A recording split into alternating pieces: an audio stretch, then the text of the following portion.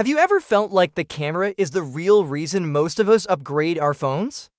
Well, Apple seems to think so too, because with the iPhone 17 lineup, the spotlight is back on cameras in a big way. From the regular iPhone 17 to the ultra-thin iPhone 17 Air, all the way up to the Pro models, Apple has made cameras the main event this year. Let's start with the base iPhone 17. At first glance, it might look like a small update, but this time Apple has quietly given it a serious camera boost. The 48-megapixel main camera is still here, but the ultra-wide camera has been upgraded from just 12 megapixels to a massive 48 megapixels. That means sharper details, better close-up macro shots, and overall more balanced photo quality. And on the front, we get an all-new system called Center Stage. This uses Apple's biggest selfie sensor yet, an 18-megapixel square sensor. What makes it special is how it automatically adapts.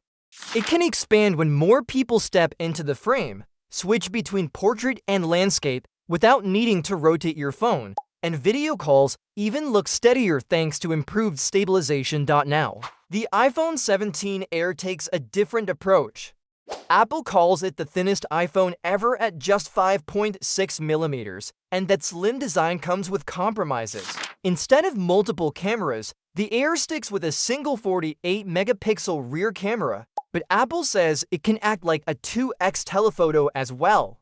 It defaults to 24-megapixel shots, has smarter portrait features with focus control, and even gives you preset 28mm and 35mm framing options like a real camera lens. The selfie camera here is the same upgraded 18-megapixel system the regular iPhone 17. And the Air also introduces a new feature called Dual Capture Video, letting you record with the front and back cameras at the same time. But of course, the real stars are the Pro models. The iPhone 17 Pro and Pro Max are where Apple pulled out the big guns.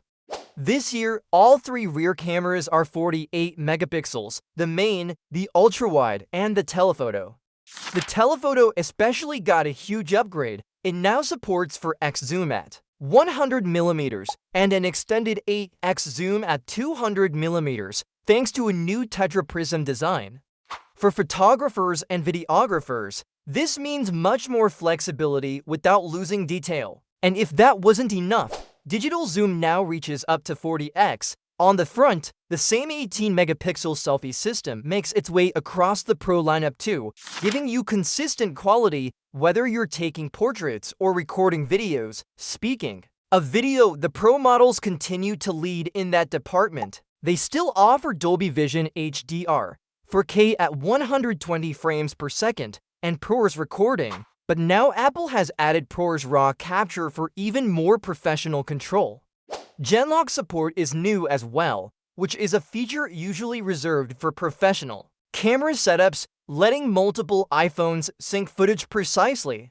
These additions really show that Apple wants the Pro models to be taken seriously by content creators. Apple didn't stop at hardware though. On the software side, portrait mode has been reworked with focus control, meaning you can change the subject of focus after you've taken the shot.